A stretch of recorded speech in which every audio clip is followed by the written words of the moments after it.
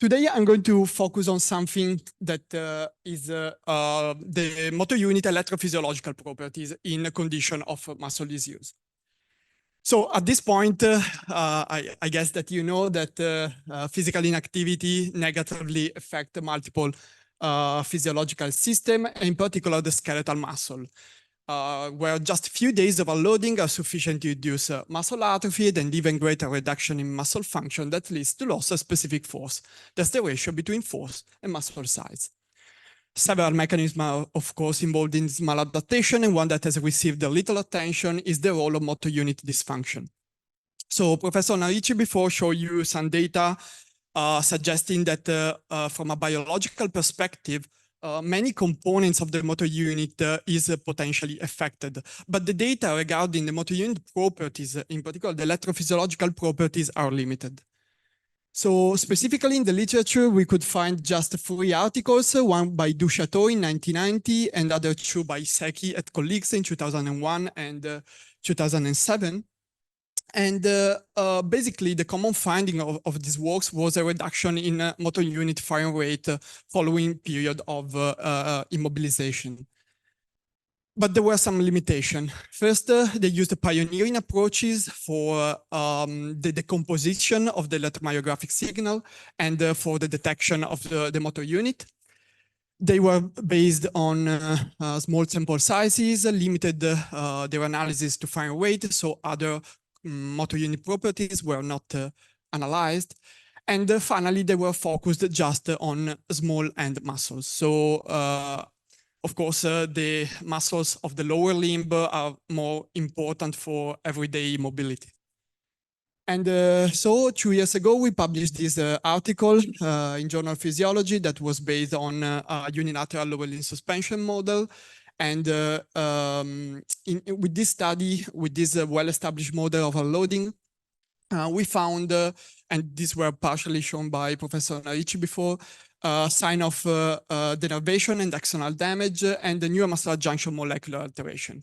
But for what is more important for this presentation, we found also some changes in motor unit properties, but they preserved the neuromuscular junction function. And I'm going to present you in a few slides to which parameter I'm referring to. I think this article was a step forward in the field, but some questions remain unanswered, and this includes whether all the rodents would react similarly, and whether the neuromuscular junction function is actually affected in longer period of inactivity. So the aim of this study was to investigate the changes in motor unit properties and neuromuscular junction function with muscle disuse and both in young and older adults, using, of course, a bed rest model. And our hypotheses were that bed rest would induce a reduction in motor unit fire rate, increases in motor unit potential complexity, and the neuromuscular junction functional impairment. So this is the same study design that was shown before. This was the bed rest from this summer at the General Hospital of Isola. And we focused on the young group that underwent 21 days of bed rest and on the older group that underwent 10 days of bed rest. So before and after this period of inactivity, we performed an assessment of the knee extensors function, and we collected vastus lateralis muscle biopsies and blood samples. But for what is more important for this presentation, we collected simultaneously high-density EMG recordings and intramuscular EMG recordings. So both surface electromyography and intramuscular, so needle electromyography. Okay, today I'm going to focus just on the results from needle EMG. So very quickly, this technique is based on inserting a needle electrode, in this case into the vastus lateralis, so a large muscle of the lower limb, part of the quadriceps. And we asked the subjects to perform some submaximal isometric contraction. So at 25% of their maximum, so of their maximum voluntary contraction, the MVC, at 50% of their maximum. And once the raw EMG signal is collected, we can exploit the algorithm by Professor Stashuk in the QMG software to decompose this integrated EMG signal into the activity of the single motor units. And we can then visualize and analyze the data in the same software, so the QMG. So, of course, we can obtain a lot of parameters from this kind of analysis. One that, of course, important is fire rate. That reflects basically the number of motor neuron discharges per second. And going to the results, it's interesting that we found at both intensity, so 25% and 50%, and we see a reduction in the fire rate after 21 days of bed rest in the young individual. While in the old, we found exactly the same finding, despite the bed rest, of course, was much shorter. So 10 days versus 21 days. And of course, this is an agreement with, what's going on? Yeah. This is an agreement with the previous study that I shown you in the introduction. And of course, this is important because fire rate is one of the parameters that we consider associated with the muscle force production. We can also analyze some parameters regarding the motor unit potential. And first of all, we can analyze the motor unit area. That is basically the area under the waveform of the motor unit potential, and it reflects the motor unit size. In the young, so it will be always left side on the young, right on the old. We found a reduction, statistically significant reduction in the motor unit potential area. And this is probably due to myofiber atrophy because, of course, if the single fiber atrophies, the overall motor unit size is reduced. But what is interesting is that we found the opposite trend in higher threshold motor units. So we found an increased motor unit potential area. And we think that this could be a compensatory mechanism. So basically, as this was much more difficult, was an effort that was difficult to keep for the participant, they probably had to recruit earlier, bigger motor units to sustain this isometric contraction. And for what concern the old individuals, we found the same results. So a reduction in motor unit area after 10 days of bed rest at 25% MVC. And this is, again, probably due to myofiber atrophy and no reduction in the 50%. Another important parameter that we can assess from the motor unit potential is the number of turns that basically reflects the motor unit potential complexity. And these turns are the changes in the waveform direction that I highlighted here in the red circle. And we found an increase in this parameter following the period of inactivity, both in the young, both at 25 and 50%. And this was in agreement with our previous unilateral lower limb suspension study. And same, almost the same for the old. So we found the increase in increased number of turns in lower threshold motor units, but no changes in higher threshold motor units. And this can suggest that during short-term bed rest, probably the lower threshold motor units are more affected by this use. What does it mean?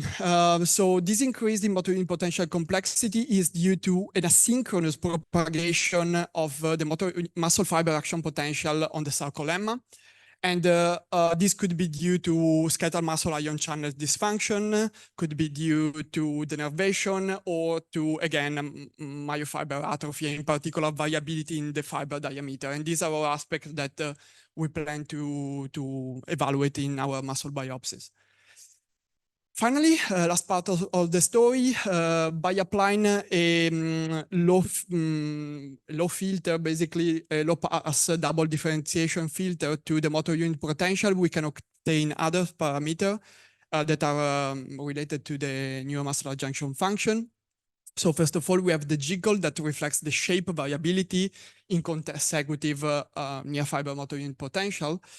And the higher is the jiggle, the higher is the neuromuscular transmission impairment.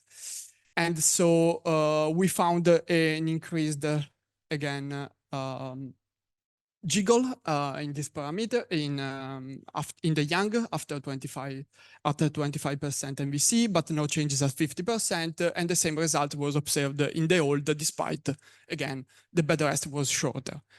And then it was a similar story for the jitter that is basically assessing the temporal variability in the consecutive near fiber motor unit potential. So overall, these two parameters together, they are probably suggested as something at the level of the neuromuscular junction transmission. It's happening in this use, at least in lower threshold motor units. So to sum up, we showed that there are some alterations in motor unit properties in a following period of chronic inactivity, and this includes decreased firing rate, increased motor unit potential complexity, and changes in motor unit potential area. And we proved this, we showed this in different populations, so young versus old, in different disease periods, short versus long-term unloading, and in different disease models, so bed rest versus unilateral lower limb suspension. One common finding that I think it's interesting is that during short-term bed rest, the lower threshold motor unit seem more affected. And we proved this also in another paper that I didn't have the time to show you from high-density EMG that was led by my colleague Giacomo Valli. While during long-term unloading, higher threshold motor units and lower threshold motor units seem similarly affected. For what concerns the NMJ function, we observed no changes, so preserved NMJ function in young individual during 10-day unilateral lower limb suspension, but we did find something, so an impaired neuromuscular junction function in old individual following short-term bed rest. This could be due to the different model, but my guess is that probably older adults could be more vulnerable compared to young individuals. And during long-term bed rest, even the young individuals experienced a neuromuscular junction functional impairment.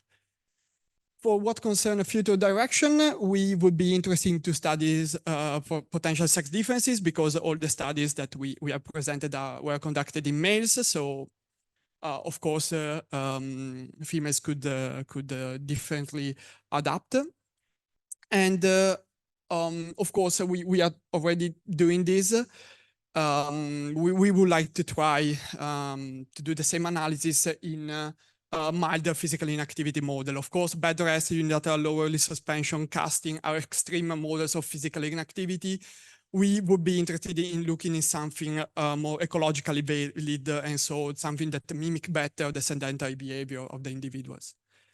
And of course, I want to thank first of all Professor Narici, that was the PI of the study, and my team in Padua, Professor Stashuk and Jamie McPhee for the support in the intramuscular EMG analysis, and of course the whole team from the Institute of Kinesiology of the CERS, I can pronounce that correctly, Cooper, not just a free person here, but really everyone that allowed to make this possible. Thanks for listening.